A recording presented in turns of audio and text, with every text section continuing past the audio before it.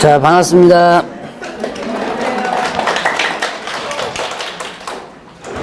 어, 5월달이 왔습니다. 자, 이제 좋은 시절 다 지났죠? 네. 이제 중개사법을 공부를 할 때가 왔습니다. 제가 1, 2월달하고 3, 4월달에 수업만 듣고 중개사법을 공부하지 말고 수업만 들으라 그랬더만 수업도 안 듣고 공부도 안 하고 그러더만요. 오늘부터는 이제 중개사법을 공부를 할 시간이 왔어요.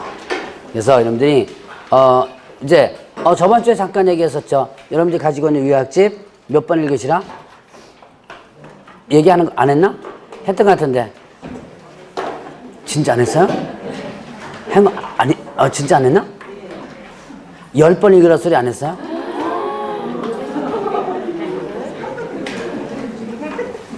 안 했구나. 왜 다른 학원은 했는데 왜 여기는 안 했지? 엘리트만 모여서. 엘리트만 모여서? 그럴 수도 있겠다. 엘리트만 모여서. 일단 이 요약집을 여러분들이, 페이지 얼마 안 되죠? 몇 페이지 안 돼요, 이거. 이거를 몇 번 읽어라? 10번. 읽을 수 있습니다. 읽을 수 있으니까 여러분들이 충분히 읽을 수 있어요. 자, 그리고 5월달부터는 이제는 중개사법을 빡시게 공부해 줘야 돼요. 자, 봅시다. 이제 6페이지 한번 보죠. 진도 나가야죠? 자, 6페이지에 보면 중개제도 연역 부분 들어갑니다. 자, 중개제도 연역 부분에 보니까, 자, 역사, 이건 뭐 시험제 많이 나오진 않지만, 자, 중개업의 효시라고 그랬죠? 뭐가 중개업의 효시다?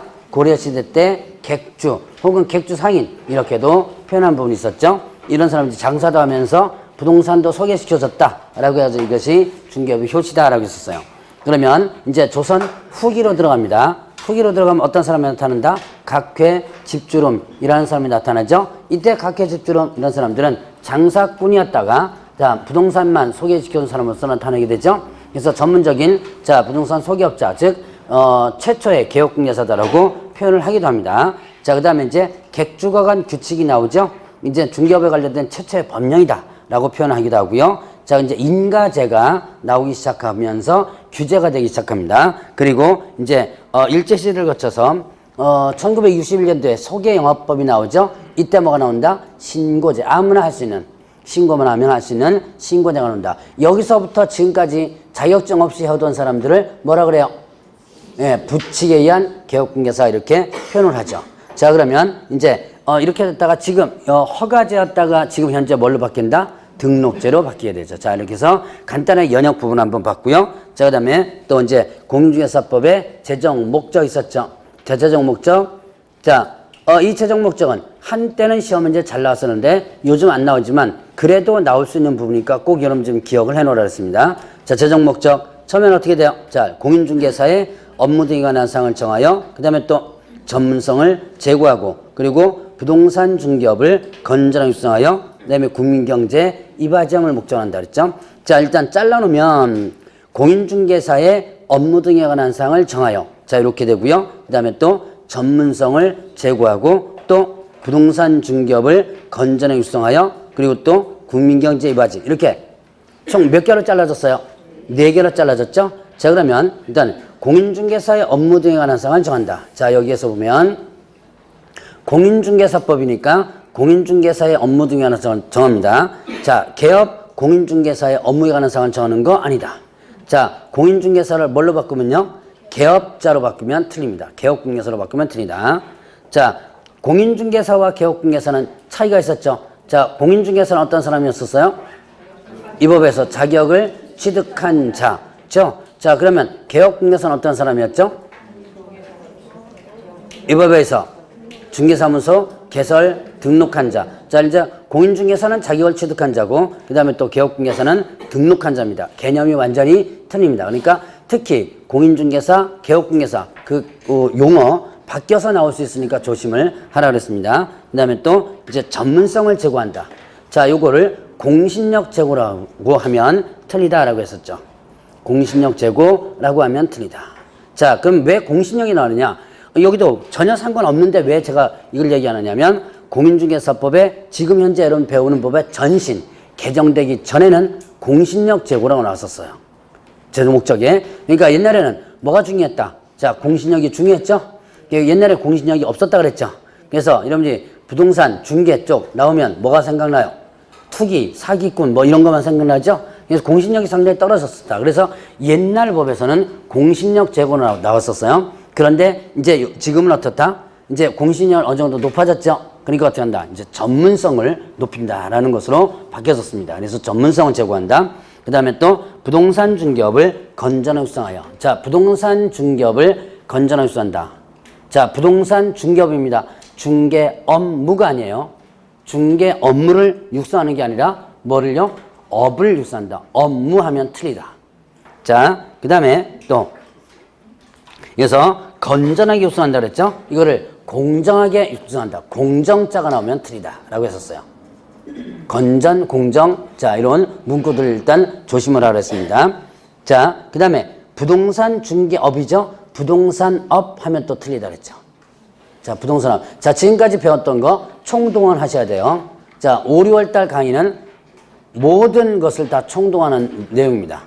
그렇기 때문에 자, 진도 순서별로 나가는 게 아니에요. 이쪽 저쪽 거 막 끌어올 겁니다 아마. 자, 그러면 이제 또 국민경제 이바지함을 목적으로 한다 그랬죠?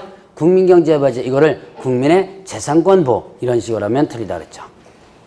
자, 그래서 그런 그 틀린 부분들 여러분들 좀 기억을 해 놓으셔야지만 되고요. 자, 그러면 이제 이런 재정 목적들 한번 봤고, 그 다음에 거기 알아두기 부분에서 보니까 공인중개사법의 성격 부분이 나오죠. 공인중개사법은 부동산 중개에 있어서는 일반법 혹은 기본법적인 성격이다. 자, 부동산 중개는, 자, 공인중개사법을 여러분들이 배우는 거죠. 공인중개사법은 부동산 중개에서 일반법이다. 즉, 이거 뭐다? 자, 부동산 중개는 일반적, 즉, 기본적으로 무슨 법이 적용된다? 공인중개사법. 자, 부동산 중개 관련해서는 부동산 등기법 적용되는 거 아니란 얘기예요. 국토기업법 적용되는 게 아니란 얘기예요. 그러니까 부동산 중개에서는 기본적으로 뭐가? 공인중개사법이 적용된다. 그래서 기본법은 일반법이다. 이렇게 표현합니다. 자, 그 다음에 민법과 상법에 있어서는 특별법적인 성격이라 그랬죠. 딱 한 번 시험 문제 나왔던 적이 있었습니다. 자, 그러면 이게 뭐냐? 부동산 중개는 민사관계죠. 네, 민사관계니까 어떻게 돼요? 자, 민사관계의 기본법이 뭐예요? 민사관계 기본법은 민법이죠. 그러면 부동산 중개는 민법에 적용돼야 되는데 특별한 법이 만들어져 있죠? 무슨 법이에요? 공인중개사법. 만들어져 있죠?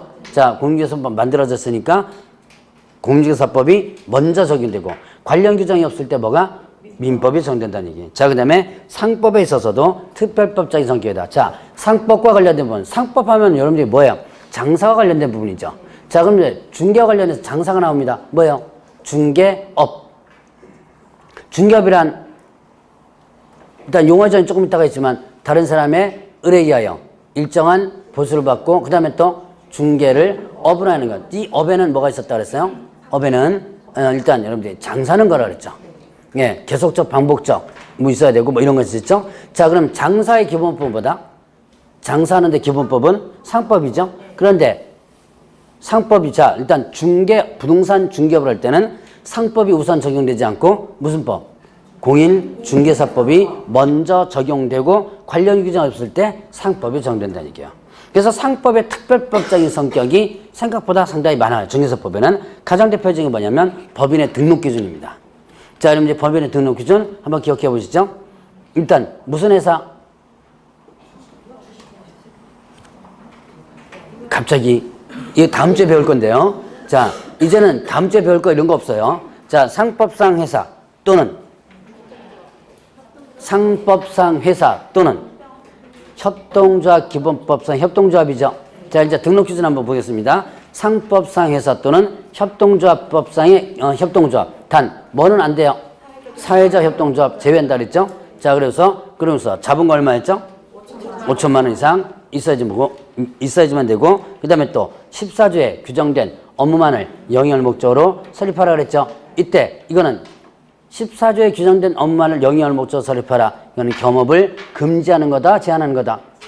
네, 제한하는 거였죠. 자, 위반하면 어떻게 됐죠?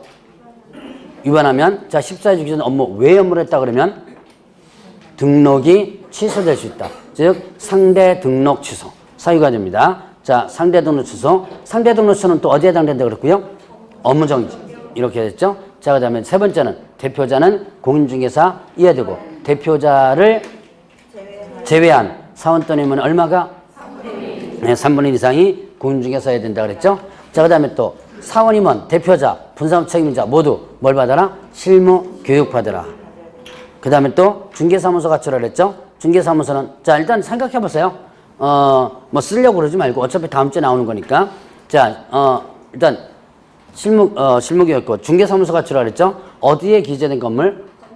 건축물 대장에 기재된 건물. 자, 어디 안 된다 그랬는데요? 네, 가설건축물 대장 안 된다 그랬죠. 건축물 대장 기재가 안 돼도 된다 그랬죠. 어떤 경우에요?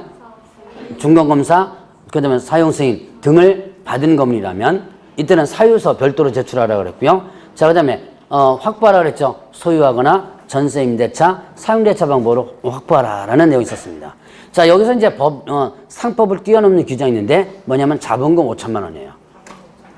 이 자본금 5천만 원이 상법에서 이제 주식회사 같은 경우는 자본금 5천만 원 규정되어 있는데 자, 이러면 상법상에서 하면 주식회사라든가 유한회사, 한명합자, 유한책임회사 이런 거 총 5가지가 상법상에서 하죠. 자, 이때 주식회사뿐만 아니라 유한회사나 유한책임, 뭐 한명합자로 만들어져도 자본금 무조건 얼마? 5천만 이상. 이게 상법상 뛰어넘는 규정이에요. 자, 그 다음에 또 분사무소 책임자 과정, 분사무소 부분에서 있습니다. 자, 이런 이제 분사무소 설치하면 상법에서는 지점 등기를 하도록 하고 있어요. 분사무소 했을 때, 자, 지점 설치하죠? 지점 등기를 하도록 하고 있는데, 자, 중개사법에서는 지점 등기를 할 의무가 없죠. 그러니까 지점 등기 하지 않으니까, 자, 뭡니까? 소위 말하는 사용인인감, 이게 나오지 않을 수도 있는 거죠. 자, 이런 식으로 일단 여러분들이 그 상법을 뛰어넘는 규정들이 몇 가지가 있다. 라는 거는 거. 그래서 상법에 있어서는 뭐다? 특별법적인 성격이다라고 합니다. 자, 그러면 이제 또 중간법이다. 공법적 성격과 그 다음에 또 사법적 성격이 어떻게 된다? 혼합되어 있다 그랬죠? 공법적인 개념과 그 다음에 또 사법적 개념이 혼합되어 있다. 이걸 중간법이다 이렇게 표현하죠. 자, 3가지 개념 한번 봤고요. 자, 이제 중개란 개념 보겠습니다. 자, 중개란, 자, 이제 용어 정의 들어가요. 중개란 제3조 규정에 의한 뭐에 대하여? 중개 대상물에 대하여 거래 당사자 간의 매매 기원 임대차 그 밖에 권리들 실변기원하는 행위를 뭐 하는 것? 알선하는 거겠죠. 자, 한번 보죠. 자, 중개라고 한다는 거는 뭐예요? 중개는 일단은 중개란 뭐에 대한 알선이었죠? 자, 여기서는 포인트가 있었죠? 뭐에 대한 알선이다? 중개. 예, 중개 대상물에 대한 알선이다. 이렇게 했었죠. 요게 이제 제가 1월 달부터 계속 강조했던 거. 자, 일단 중개라는 개념부터 보면 중개대상물에 대한 알선이다. 그럼 중개대상물에 대한 알선 이렇게 된다면 자, 중개대상물이 아닌 것에 대한 알선은 이 법상의 중개단이다. 아니다 그랬죠. 자, 그러면 중개대상물이 아닌 것에 대한 알선은 이 법상의 중개가 아니고 이 법이 적용된다 안 된다? 안 된다. 자, 그럼 중개대상물부터 중개대상물이 뭐예요? 토지, 건물, 그 밖에 토지정착물 있었죠? 그 다음에 임목, 광업재단, 공장재단 이렇게 했었죠. 자, 요 5가지에 대한 알선만이 이 법상의 중개다. 그러면 이 5가지가 아닌 것에 대한 알선은 이 법상의 중개가 아니다. 그럼 이 법상 중개가 아니니까 이 법이 적용되지 않는다. 그러니까 중개대상물이 아닌 것에 대한 알선한다. 예를 들어서 자, 권리금 중개대상물 이해 아니에요? 아니죠. 그럼 권리금에 대한 알선합니다. 그러면 이때 이거는 이 법상의 중개가 아니고 이 법이 적용되지 않죠. 그러니까 권리금 알선하고 알선료를 받을 때 어떻게 돼요? 많이 받아도 상관이 없다. 자, 그럼 뭐가 적용되자는 거예요? 중개사법 자체가 적용되지 않으니까 중개보수가 적용되지 않죠. 그러니까 많이 받아도 상관이 없죠. 요즘 권리금 알선 혹시 실무하시는 분 계세요? 권리금 알선할 때 몇 프로 정도 받아요? 10%? 아, 너무 많이 받는데? 보통 5% 정도 많이 받더라고요, 보니까. 근데 제가 아마 언젠가 얘기했을 거예요, 아마. 제 수강생 중에서 한 사람이, 여기서 얘기했는지 안 했는지, 전제 얘기했는지 안 했는지 까먹어요.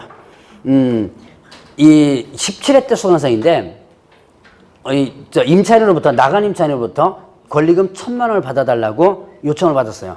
그래가지고 들어온 임차인한테 얼마 받았냐면 1,500 받아가지고 500만 원 챙겨 먹고 1,000만 원 건네준 그런 사례도 있었어요. 그러니까 그래도 중개사법 위반 이단이다? 아니다. 자, 그래서 이런 권리금이나 이런 중개대상물에 대한 중개대상물이 아닌 할서는 이 법상의 중개가 아니다. 그 이 법이 적용되지 않는다. 이게 이제 여러분들이 용어 정의에서 여러분들이 반드시 기억해야 할 부분 중에 하나입니다. 자, 그럼 이제 중개대상물에 대하여 거래 당사자 간의 매매 교환 임대차를 보하는 거, 알선하는 것 뿐만 아니라 그 밖의 권리 있었죠? 그 밖의 권리. 자, 그 밖의 권리듯이 변경하는 행위를 알선하는 것. 그럼 그 밖의 권리에는 뭐도 포함된다? 그 밖의 권리에는 뭐도 포함된다? 저당권 등 담보물권도 포함된다 그랬죠. 자, 저당권 등 담보물권도 포함된다. 그랬으니까, 자, 그래서, 이와 관련된 판례가 있죠. 여러분들 요약지만 저쪽 뒤에, 중개대상 권리에 나와 있는데요. 제가 아마 여기서 설명을 좀 많이 했을 거예요. 금전소비대차 알선에. 기억나실 거예요. 금전소비대차 알선에 부수하여 저당권 설정 행위를 알선했다. 이때 금전소비대차를 알선했습니다. 여기까지. 금전소비대차를 알선 소개해줬죠? 여기까지. 이거 이 법상의 중개다, 중개 아니다? 네, 중개 아니다 그랬죠? 왜? 금전 자체는 뭐가 아니다? 중개대상물이 아니니까. 그러니까 돈 빌려주는 것을 소개시켜줬는데 그까지는 중개가 아니지만 거기 빌려주면서 부수적으로 그 땅에다가 뭐예요? 저당권을 설정하면서 빌려주는 거죠. 이거는 이 법상의 중개에 해당이 된다라고 했었죠. 그래서 그거 중개라는 개념에서는 같이 기억을 해놓으라고 그랬죠. 그래서 자, 일단 중개란 기본적으로 중개대상물에 대한 알선이라는 것을 여러분들이 기억해놓고, 자, 그럼 그 밑에 보니까 상사중개, 민사중개, 그 다음에 또 참여중개, 지시중개 있었죠. 자, 보면 상사중개와 그 다음에 또 뭐가 있다? 민사중개 있었고, 그 다음에 또 참여중개와 그 다음에 또 뭐가 있었다? 지시중개 이렇게 했었죠. 자, 그러면 상사중개, 민사중개. 자, 상사중개는 타인 간의 상행위를 알선하는 거. 다른 사람 간에 뭐예요?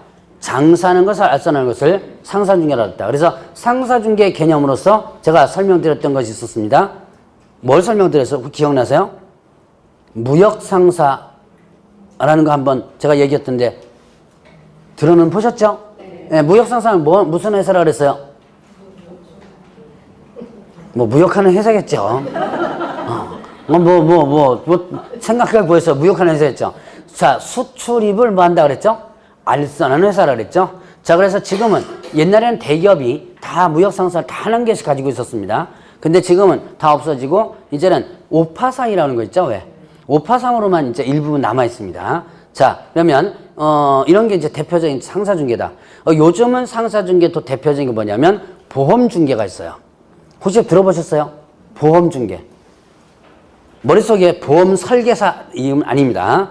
보험중개사라는 자격증이 있어요. 국가 자격증입니다. 보험중개사.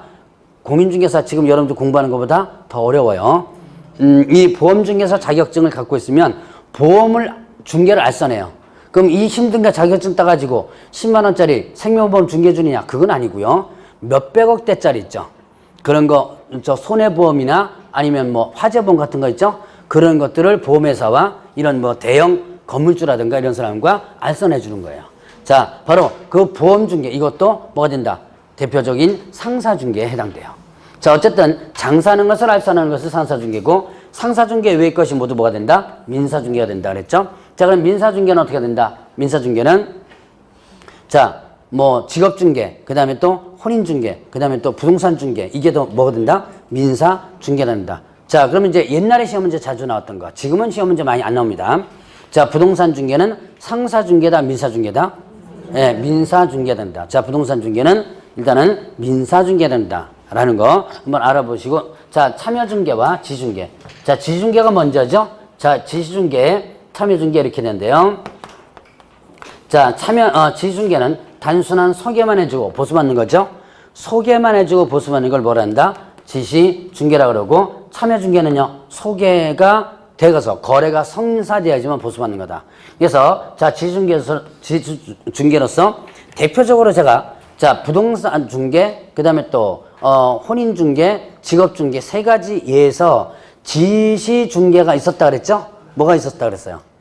예, 혼인 중개. 가 있었다 그랬죠? 그래서 자, 이 혼인중개, 여러분이 결혼상담소 남자 여자 소개시켜주는 곳에 가면 조건에 맞는 사람 몇 명을 소개시켜 주겠다라는 전제 조건 하에서 어떻게 한다? 보수를 받는 거죠. 꼭 이 사람이 결혼해야지만 보수받는 게 아니었죠. 자, 그래서 이게 대표적인 지중계다. 그래서 혹시 젊으신 분들 이런 결혼상담소 가면 좀 큰 데 가라 그랬죠? 작은 데 가면 누가 온다 그랬어요? 예, 격리 여직원 나온다 그랬죠? 괜히 바깥만 날아갑니다.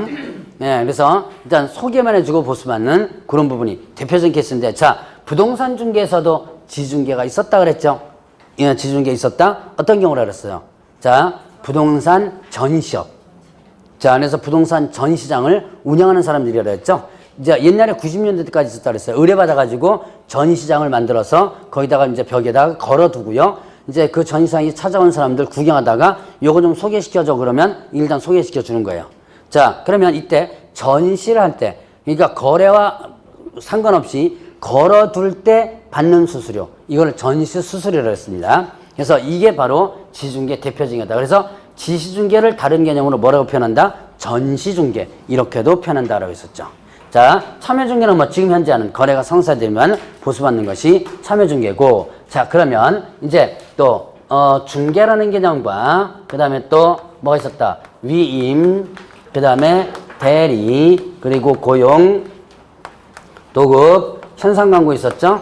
현상 광고. 요것도 한때는 시험 문제 참 잘 나왔었는데요. 요즘은 거의 출제 빈도가 떨어진 내용이에요. 그래도 일단 알아는 두고 넘어가시고 기초적으로 이제 알아둬야 돼요. 자, 일단 그나마 최근 연도까지 시험 문제 나온 게 중개와 위임이에요. 자, 그러면 중개와 위임의 공통점 뭐였죠? 공통점. 네, 선관주 의무가 있다. 그래서 판례상에 보면 중개는 뭐와 유사함으로? 위임과 유사함으로. 자, 중개는 위임과 유사함으로 어떤 의무가 있다? 선관주의 의무가 있다 그랬죠. 자, 여기 하나의 공통점. 자, 그럼 차이점. 중개와 위임의 차이점 뭐가 된다? 위임은 신뢰관계를 원칙으로 한다 그랬죠. 그래서 자, 위임장 누구한테 써줘요? 위임장을 가족이라든가 친구라든가 아는 사람한테 써주죠. 그래서 이거는 신뢰관계를 원칙으로 한다. 자, 이거는 중개는 어떻게 된다? 중개는 신뢰관계를 원칙으로 하지 않는다. 이거 부동산 사무실 있고 간판이 걸려져 있으면 들어가는 것이지 이거 믿는다 안 믿는다 따지지 않는다 그랬죠. 자, 그러면 또 이제 위임은 무상의 원칙이고 중개는 뭐가? 유상의 원칙이다 라는 부분이 있었고요. 자, 그러면 대리와 중개의 공통점. 대리와 중개의 공통점 뭐 있었어요? 거래 성립을 도와주는 역할, 즉 조력하는 역할을 한다 그랬죠. 거래 성립을 도와주는 역할, 조력하는 역할을 한다 라고 했었고요. 자, 그 다음에 차이점 있죠. 자, 대리행위는 무슨 행위였죠? 대리행위는 무슨 행위? 법률행위죠. 그러면 중개행위는 무슨 행위다? 사실행위다. 자, 그래서 대리행위는 법률행위고 중개행위는 사실행위다 라고 했었죠. 대리권을 수여받은 자는 거래 당사자로서 역할을 하죠. 그래서 거래 당사자로서 중도금이나 잔금을 수령할 권리가 있다. 뭐 이런 여러분들이 민법상의 판례도 들어봤을 겁니다. 자, 그러면 중개는요, 이렇게 소개해준 사람이죠. 이건 단순한 제3자에 불과하지 거래 당사자는 아니다 라고 했었죠. 자, 그러면 고용과 중개. 자, 고용, 중개 공통점이 뭐예요? 노무를 제공하는 거, 일을 제공하는 거죠. 왜 일을 제공해요? 여러분 취직하죠? 회사에 취직하죠? 왜 취직해요? 네, 돈 받으려고. 돈 벌려고 그런 거죠. 그러니까 노무 제공하는 이유가 뭐다? 네, 돈 벌려고. 보수를 받을 목적으로 노무를 제공하는 거예요. 자, 근데 고용과 중개 차이점이 있었죠. 고용과 중개 차이점. 고용은 어떻게 된다? 고용은 일단은 보수를 받는데 일의 완성과 무관하게 보수 받죠. 월급이나 주급 이런 걸 받죠. 그런데 자, 중개는 어떻다? 일의 완성이 있어야지만 보수받는다. 외우려고 그러지 말고 이렇게 개념을 이해하시면 돼요. 자, 그 다음에 고용은요, 지시를 받죠. 윗사람의 지시를 받는데 중개는 지시를 받지 않죠. 이거 1억에 팔아줘. 그럼 끝이에요. 너 오늘 가서 구청에 가보고 등기소 가보고 이런 일일이 지시하지 않는다는 얘기예요. 그래서 이걸 뭐라 한다? 독자적 행위라고 그러고, 이 독자적 행위는 뭐와도 대비되냐면 사자라는 개념과 대비됩니다. 자, 여러분 사자 들어보셨죠? 뭐예요? 네, 신분운권 대표적인 사람이 우편배달부 이런 사람들이었다 그랬죠? 자, 그러면 이때 여러분들이 이런 사자와 대비해서 사자는 단순한 전달자입니다. 그런데 중개는 단순하게 물건을 전달하는 사람이 아니더라라는 얘기죠. 흥정시키고 거래를 성사시키기 위해서 개입하는 부분입니다. 자, 그러면 이제 도급과 중개 공통점이 뭐예요? 네, 일의 완성이 있어야지만 보수받는다. 도급이라는 게 일 받아가지고 하는 거죠. 제가 뭡니까? 인형에 눈알 붙이는 거 한번 얘기했을 거예요. 기억나실 거예요. 그 인형에 눈알 붙이는 거 한번 잘 한번 생각해 보시기 바랍니다. 자, 그러면 이때 도급과 중개의 공통점마다 일의 완성이 있어. 일 끝나지 않으면 보수받는 게 공통점이다. 자, 차이점. 도급 관계에서는 자, 일 주는 도급인이 있고 일 받는 수급인이 있었죠. 자, 그러면 수급인은 어떤 의무가 있다? 일의 완성 의무가 있다. 일의 완성 의무가 있죠? 자, 그럼 일의 완성했으면 도급인은 어떻게 돼요? 받아야지만 되죠? 얘는 뭐다? 수령 의무가 있다 그랬죠. 얘는 일의 완성 의무가 있고 얘는 수령 의무가 있다. 자, 그러면 이때 수급인 성격 갖는 사람 중개사 누구예요? 자, 개업, 공인중개사고 그 다음에 또 도급인 성격 갖는 사람 누구다? 의뢰인이죠. 자, 보면 개업공개사는요. 일의 완성 의무? 일의 완성 의무 있어 없어요? 없다 그랬죠. 자, 의뢰받았습니다. 8호죠. 의뢰받았어요. 돈 벌기 싫으면 서랍속에 처박아놓고 일단 안 해도 되죠. 돈 벌기 싫으면 안 해도 되는 거예요. 반드시 중개를 할 의무가 없습니다. 자, 그 다음에 의뢰인은 수령 의무가 없다 그랬어요. 수령 의무가 없다는 얘기는 무슨 뜻이냐? A와 B를 얘가 소개시켜줬는데 얘가 자, A와 B가 거래할 의무가 없는 거죠. 자, 그 다음에 도급관계에서는 하자가 발생하면 어떻게 한다? 대금 감액을 청구할 수 있다 라고 했었죠. 대금 감액을 청구할 수 있다. 자, 그런데 중개는 어떻게 돼요? 중개는 하자가 발생했습니다. 대금 감액 나 반만 줘 할 수 있어 없어요? 자, 개업공개사의 고의과실로 거래계약이 어떻게 된다? 무효, 취소, 해제됩니다. 그럼 어떻게 돼요? 아예 보수받지 못하죠. 자, 그런 차이점들 있고요. 자, 이제 현상광고와 그 다음에 중개 공통점이 뭐예요? 현상광고 중개 공통점. 예, 일의 완성이 있어야지만 보수받는다. 자, 그러면 현상광고와 중개 차이점. 자, 청약의 차이점이 있었죠? 현상광고는 청약을 누구한테 한다? 제가 현상광고 뭘 얘기했었죠? 전봇대에 뭐 붙여놓은 거? 개새끼 차는 광고 있었다 그랬죠? 왜? 이렇게 해서 이렇게 했었죠? 자, 이거 뭐라 그랬죠? 이거 뭐라 그랬어요? 이게 강아지라 그랬죠? 강아지. 자, 요거 현상광고에 있어서 기본적인 조건. 우리 집 강아지 찾아주세요. 사진 붙여놨습니다. 근데 반드시 뭐 해야 된다? 반드시 자, 유상 이어지면 된다 그랬죠? 자, 50만 원 드리겠습니다. 이런 거죠. 자, 이런 식으로 현상광고를 이렇게 해놓습니다. 그러면 청약을 전봇대 옆에 지나가는 모든 사람한테 하죠? 그래서 뭐라 한다? 불특정 다수인에게 한다 그랬죠. 근데 중개는 문 열고 들어가서 특정인에게 팔아주세요. 청약하는 거죠. 자, 얘는 청약을 광고의 방법으로 하는 거고요. 자, 중개는 반드시 광고의 방법이 아니죠. 자, 이 현상광고는 어떻게 돼요? 현상광고는 무슨 계약이죠? 요물계약 또 편무계약이죠. 이 현상광고는 요물계약, 편무계약. 자, 그러면 중개는요? 낙성계약이죠. 왜냐하면 쌍무계약이 해당되죠. 자, 이렇게 중개와 다른 개념과 비교되는 부분을 한번 살펴봤습니다. 자, 그러면 이제 저 그 밑에 보니까 판례에 나오죠. 자, 중개인은 거래 당사자 쌍방 당사자로부터 의뢰받는 것뿐만 아니라 일방으로부터 의뢰받는 건 또 뭐 해야 된다? 중개인이 해야 된다. 자, 공동중개에서 나타난 부분이라고 그랬고요. 자, 그 다음에 중개인에 해당하는지 여부는 개업공개사가 진정으로 거래 당사를 위하여 거래일선 중개하는 의사를 갖고 있었냐는 개업공개사의 주관적 의사에 의하여 결정할 것이 아니라 개업공개사의 일을 객관적으로 봐야 결정해야 된다라고 했었습니다. 자, 그러면 보죠. 이때 자, 그 첫 번째 줄에 나오는 개업공개사가 진정으로 거래 당사를 위하여 거래를 알선 중개하는 의사, 거래를 알선 중개하려는 의사, 요거는 개업공개사의 주관적이에요, 객관적이에요?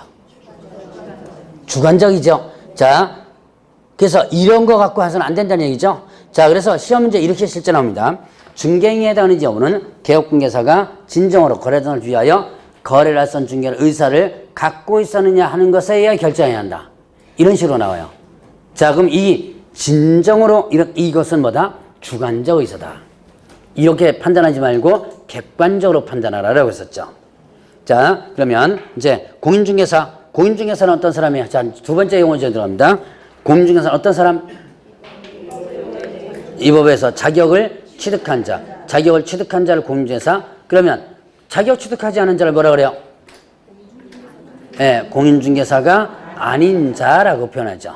자, 그러면 자, 중개업이란 다른 사람의 의뢰에 의하여 일정한 보수를 받고 중개를 업으로 하는 것을 말한다. 자, 일단 중개업이란 다른 사람의 의뢰, 그 다음에 또 보수, 그리고 또 업. 요게 세 가지가 모두 해야 된다 그랬죠? 자, 그래서 업에 해당되려면 의뢰받고, 그 다음에 또 보수받고, 그 다음에 업으로 행하는 거 세 가지. 자, 보수 받아야 된다. 자, 그 옆에 관련된 판례도 나오죠. 보수 받아야 된다. 자, 보수를 받지 않고 하는 것은 업이다, 업 아니다? 아니다. 그래서 보수를 받기로 약속했습니다. 아니면 요구했습니다. 근데 중개일을 했는데 아직까지 뭘 받지 않았다면, 보수를 받지 않았다면 이거는 뭐가 된다? 업에 해당 안 된다. 그 다음에 또 이 업으로 행하는 것 했습니다. 자, 업으로 행하는 것. 자, 이때 업에는 뭐가 있었죠? 업에는 계속적, 반복적 있었죠. 자, 계속적, 그 다음에 또 반복적 있었고요. 또 하나 뭐 있었어요? 사회통념상. 사회통념상에 뭐예요? 사업수행. 사업을 수행한다라는 게 있었죠. 자, 계속적, 반복적이다. 그래서 우연한 기회. 여러분 거기 교재 판례 있죠? 우연한 기회 건물전세 계약하고 보수받았습니다. 이거는 업이다, 업 아니다? 업이 아니다. 라고 했었죠. 자, 그 다음에 또 사회통념상 사업수행 있었죠? 사회통념상 사업수행. 자, 어떤 사람이 사무실 내고 간판을 걸었습니다. 그리고 1회 알선하고 보수받았습니다. 한 번, 딱 한 번이에요. 사무실 내고 간판을 걸고 한 번 딱 알선하고 보수받았어요. 이거 업이다, 업 아니다? 업이다 라고 했었죠. 업이다. 왜 업이다? 분명히 한 번 했다는데. 예. 자, 사회통념이라고 그랬죠? 사회통념. 사회통념이라는 뭐예요? 일반인들이 일반적으로 생각하는 개념. 아주 똑똑한 사람도 아니고, 아주 바보 같은 사람도 아니고요. 여러분들 같이. 여러분들 평범하죠? 예. 아주 똑똑하지도 않죠? 아주 똑똑한가요? 아, 내가 얘기를 잘못한 것 같다 느낌이 아마. 이 강의하면서 얘기 잘못하면 나중에 욕 단단히 들어먹는데. 자, 일반인들이 흔히 생각하는 개념을 뭐라 한다? 사회통념이라고 그래요. 자, 여러분들이 지나가면서 여기 지나갑니다. 자, 근데 사무실 내놓고 간판 있고요. 불 켜져 있어요. 아, 저 집은 뭐 하는 집이다? 예, 중개사무소이다. 저기다 물건 내놔야지. 라고 생각하죠? 그게 사회통념이에요. 자, 그러면 이때 어떻게 된다? 이렇게 되면 업에 해당됩니다. 이거 언제 조심하라 그랬어요? 중개사무소 개설 등록할 때 조심하라 그랬죠? 등록할 때, 자, 사무실 내고, 간판 걸고, 등록 신청합니다. 아직까지 등록 통지가 안 됐죠? 그런데 이렇게 거래성수의 보수를 받았다면, 이건 뭐에 해당된다? 예, 무등록에 해당된다. 라고 했었죠. 무등록. 자, 등록 안 하고 중개업을 한 거죠? 무등록, 형벌, 3-3. 자, 보수 청구권이, 무등록은 보수 청구권 있어, 없어요? 없다라고 했었죠. 청구권 자체가 없다. 근데 보수의 약정 자체도 어떻게 한다? 무효다라고 했었죠. 자, 바로 이게 대표적인 무등록에 해당된다 그랬죠. 자, 그래서 여러분들이 이런 부분들. 자, 그래서 업에는 의뢰받고 보수받고 업해야 된다라고 하는 부분이 있고요. 자, 그럼 여러분들 거기 판례 이미 다 설명드렸었죠. 자, 보수를 요구하는데 그친 경우는 중개업에 해당된다고 할 수 없다라고 했었습니다. 자, 중개업이란 여기에서 업자가 빠지면 틀려요. 다른 사람의 의뢰에 의하여 일정한 보수를 받고 중개를 행하는 것, 이런 식으로 하면 틀립니다. 자, 옆 페이지에 중개라는 개념 있죠? 중개라는 개념 보세요. 저 동그라미 1번에 거기는 행위를 알선하는 것 이렇게 했죠? 여기에는 업자가 들어가면 안 되겠죠? 알선을 업으로 행하는 것. 야, 중개 부분에다가 거기 쳐다보지 말고 6페이지 쳐다보셔야 돼요. 다 지금 7페이지 쳐다보고 있어. 자, 지금 중개라는 개념 있죠? 거기에 보니까 행위를 알선한 것 이렇게 됐죠? 거기에 알선을 업으로 행하는 것, 업자가 나오면 틀립니다. 자, 알선하는 것 이렇게 해야지 업자가 나오면 틀려요. 자, 그 다음에 다시 옆 페이지 7페이지에 중개업이라는 개념 있죠. 거기에 보니까 중개를 업으로 행하는 걸 했죠. 자, 이것은 중개를 업자가 여기서 빠지면 틀려요. 자, 그렇게 여러분들이 한번 구분해 보시고요. 자, 그 다음에 이제 개업공개사 보죠. 개업공개사는 어떤 사람이에요? 이 법에서 중개사무소 개설 등록한 자. 자, 개업공개사는 이 법에서 개설 등록한 자를 개업공개사로 한다. 그러면 등록하지 않은 자를 뭐라 그러죠?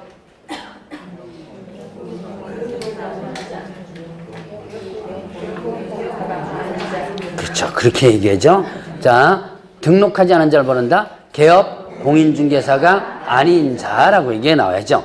자, 그러면 일단은 개업공개사에는 일반 법인과 특수 법인이 있습니다.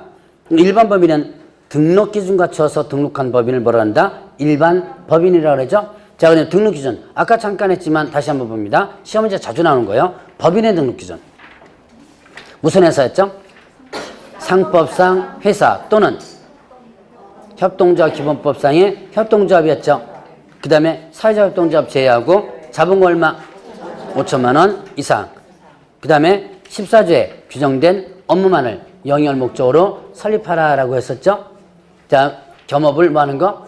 제한하는 거. 그 다음에 또 세 번째는요. 대표자는 공인중개사 이해되고 대표자를 제외한 사원 또는 임원의 3분의 1 이상이 공인중개사야 된다 그랬죠. 자, 그 다음에 사원임원 전체 대표자까지 그 다음에 또 분사무소 둘 때 분사무소 책임자까지 뭘 받아라? 실무교육 등록 신청일 전 1년 이내 실무교육 받아라 그랬고 그 다음에 중개사무소 갖추라 그랬죠. 중개사무소는 어디에 기재된 건물? 건축물 대장에 기재된 건물. 자, 어디는 안 돼요? 가설건축물대장 안 된다 그랬고요. 자, 확보한다. 소유하거나 전세임대차 사용대차 방법으로 확보한다. 자, 이런 것들 이 등록 기준입니다. 이 기준에 맞추어서 등록한 법인을 일반 법인이라고 그래요. 그럼 특수법인은 어떤 법인이다? 다른 법률에 의해서 중개업을 할 수 있는 법인. 자, 다른 법률에서 중개업을 할 수 있는 법인 뭐가 있었다? 지역 노인동조합, 그러니까 지역 산림조합이 있었죠. 지역 산림조합. 그다음 페이지로 넘어가면 뭐가 있어요? 산업단지관리기관, 그다음에 또 자산관리공사. 자, 농협동조합은 뭐에 대한 것을 중개될 수 있다? 중개 대상물이 좀 제한되죠? 자기 업무와 관련된 거. 농협동조합은 뭐에 대해서? 농지에 대해서 매매견입 됐죠? 산림조합은요? 임야, 임목에 대해서. 그 다음에 산업단지관리기관은 공장용지, 건물에 대해서. 그 다음에 자산관리공사는 비업무용 부동산. 자, 금융기관으로부터 유입된 비업무용 부동산을 중자, 공매로 팔 수도 있지만 뭘 할 수 있다? 중개를 해줄 수도 있는 거예요. 자, 그러면 이때 이제 등록 안 해도 되는 법인이 있었죠. 중개사법에서 등록 안 해도 되는 법인 농협동조합, 그 다음에 또 산림조합, 산업단지관리기관 요 세 가지는 뭘 안 해도 된다? 등록을 안 해도 된다. 자, 그 다음에 자산관리공사는 등록을 해줘야지만 되고요. 등록 신청을 해줘야 되죠. 자, 그 다음에 또 이 네 가지는요. 중개사법에서 배제되는 거 두 가지 있었죠. 뭐 있었어요? 일단은 등록 기준 배제된다. 등록 기준. 자, 그러니까 농협동조합, 조합장 대표자겠죠? 조합장이 공인중개사여야 된다. 이러면 안 되겠죠? 자, 그래서 일단 등록 기준 자체가 적용이 안 되고요. 자, 분사업 책임자 공인중개사가 아니어도 된다. 뭐 이런 것들이 있었어요. 자, 특별히 농협동조합은 어떻게 돼요? 농협동조합은 업무보증 설정이 있었죠? 얼마 이상? 네, 1천만 원 이상 이렇게 되죠. 자, 그러면 이제 공인개업공개사는 뭐 제가 설명드릴 필요는 없고, 자, 부칙개업공개사였죠? 부칙개업공개사는 어떤 사람이에요? 자격증 없지만 옛날부터 중개업을 소개영업 시절부터 해왔던 사람들을 뭐라 한다? 부칙에 의한 개업공개사다라고 했었죠. 자, 그러면 이 부칙개업공개사는 공인중개사 자격증이 없다. 신규로 등록할 수 없다. 점차 소멸하는 사람이라 그랬죠. 자, 그러면 이 부칙개업공개사는 자격증이 없기 때문에 일단은 이 법에서 몇 가지 제한되는 부분이 있었죠. 자, 일단 부칙개업공개사는 업무지역이 어떻게 되죠? 사무소 소재지 어디로요? 특광도. 사무소 소재지 특별시 광역시도. 자, 광명시에 부칙개혁공개사 있습니다. 광명시에 그러면 업무지역이 어디예요? 예, 경기도죠. 경기도. 자, 그래서 업무지역이 제한된다. 이 부칙개혁공개사는 사무소 명칭 어떤 거 못 써요? 공인중개사 사무소라는 명칭 못 쓰죠. 그럼 부동산 중개만 써야 되면 되죠. 자, 그 다음에 또 부칙개혁공개사는 겸업 할 수 없는 게 있어요. 뭐였죠? 예, 경매, 공매, 부동산에 대한 권리분석 취득과선 대리 업무를 할 수 없다. 그래서 문제 이렇게 나옵니다. 모든 개혁공개사는 경매, 공매 업무를 할 수 있다. 맞아요? 틀려요? 틀리죠? 부칙은 못하니까. 자, 그렇게 제한되는 부분이 있더라. 자, 그러면 이제 소속공개사 중개보전 보겠습니다. 소속공개사. 자, 소속공개사는 누구에게 소속된? 개혁공개 소속된 누구예요? 공인중개사로서. 공인중개사가 빠지면 안 됩니다. 빠지면 틀려요. 공인중개사로서. 자, 그 다음에 누구까지 포함합니까? 개업 공인중개사인 법인의 사원 또는 임원으로서 공인중개사인자를 포함한다 그랬어요. 자, 그러면 공인중개사인 사원 임원을 포함하는 거죠? 공인중개사인 사원 또는 임원을 포함한다. 자, 그러면 법인에는 대표자는 일단 공인중개사여야 되고요. 대표자를 제외하고 사원 또는 임원에 얼마가 공인중개사 된다? 3분의 1 이상이 공인중개사죠. 나머지는 공인중개사가 아니어도 되죠. 그럼 공인중개사가 아닌 사원 임원은 소속공개사 해당이 안 되죠. 자, 그럼 이렇게 문제 나옵니다. 자, 소속 공인중개사에는 법인의 사원 또는 임원을 포함한다.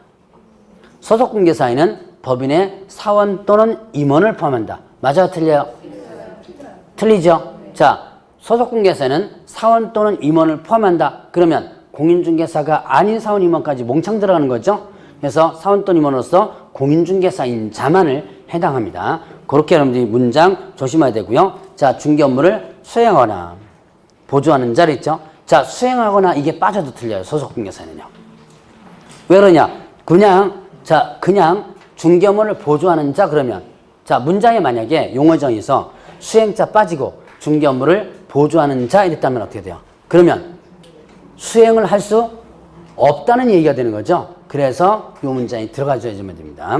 자, 그러면 이제 이렇게 요게 뭐가 된다? 소속공개사고요. 자, 중개보조는 뭐가 아니에요? 공인중개사가 아닌 자로서. 공인중개사 아닌 자로서 자격증 없다는 얘기죠. 그 다음에 개업공개사 소속되어 중개사무에 대한 현장 안내, 일반 사무 등 업무 관련된 중개 업무 관련된 단순 업무를 뭐하는 자? 보조하는 자죠. 자, 여기는 공인중개사가 아닌 자로서 요거 빠지면 틀려요. 얘는 반드시 누가 해주면 돼요? 공인중개사가 아닌 자여야지면 됩니다. 자, 만약에 이게 빠지고 한번 해봅시다. 공인중개사 아닌 자 빠지고, 자, 개업공개 소속되어 현장은 일반 사무 등 단순 업무를 보조하는 자 이렇게 되죠. 그럼 이렇게 단순 업무를 보조하는 자 또 있죠. 누구예요? 네, 소속공개사. 소속공개사도 업무 보조할 수 있는 거죠. 그래서 아닌 자가 꼭 들어가야 된다. 얘는 업무를 수행할 수 없죠. 보조만 할 수 있는 거죠. 자, 그러면 이제 이렇게 해서 소속공개사하고 소속 공인중개사와 그 다음에 또 중개보조원이 있습니다. 자, 요게 공통점과 차이점을 한번 구분해보죠. 자, 일단 공통점. 둘의 공통점. 네, 중개 보조하는 거. 보조할 수 있는 게 공통점이죠. 또, 예, 소속됐다는 거. 예, 소속됐다는 거. 공통점이죠. 또, 사원 될 수 있다. 얘는 사원 또는 임원 될 수 있어, 없어요? 사원 또는 임원. 자, 소속공개사 중개보조는 사원 또는 임원 될 수? 없어요.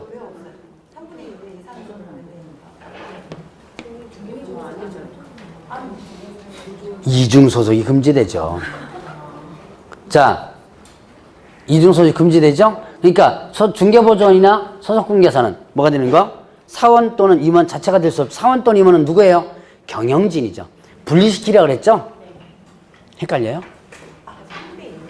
그거는 그거는 공인중개사 2단이라를 분리시키는 거고, 자, 여기는 이게는 누구예요, 지금? 고용인들이죠. 자, 소속중개사, 얘는 소속된 누구예요? 고용인입니다, 고용인. 사원돈 임원은 누구죠? 제가 사원돈 임원은 항상 머릿속에 뭘 받고 있으라 그랬어요? 경영진이다. 자, 근데 이제 소속공제사에다가 경영진은 사원돈, 공인중개 사원돈 임원을 집어넣은 이유는 업무 영역을 표시하기 위해서고요. 그러니까 공인중개사인 사원임원은 중개업무를 수행할 수 있고 공인중개사가 아닌 사원임원은 수행할 수 없다. 요걸 구분하기 위해서 여기다 집어넣은 거고, 자, 얘네들 일반적으로 고용인입니다. 고용인이고 사원돈 임원은 경영진이에요. 별도로 분리시켜야 돼요. 자, 그럼 일단 얘네들, 자, 또 공통점. 갑자기 또 생각이 안 나죠. 자, 지금까지 배웠던 거 총동원. 현장 안내. 예, 다 할 수 있죠? 그건 이제 아까 했던 거 답이 나와요. 중개 보조에 보조할 수 있는 부분이 다 나오죠. 현장 안내 이거 다 보조죠? 예. 자, 신고해줘야죠. 둘 다 채용 똑같아요. 신고해줘야죠. 채용하면 언제까지? 업무 개시 전. 자, 채용은 언제까지? 업무 개시 전. 고용관계 종료되면? 예, 10일 이내. 신고해줘야죠. 얘도 똑같습니다. 신고해줘야 돼요. 자, 이런 게 하나의 공통점으로 볼 수 있다. 그럼 이제 차이점이 많으니까 차이점 한번 찾아보세요. 자격증 있고 없고. 또 차이점. 그렇죠. 업무를 수행할 수 있고 없고. 차이점이죠. 또 차이점.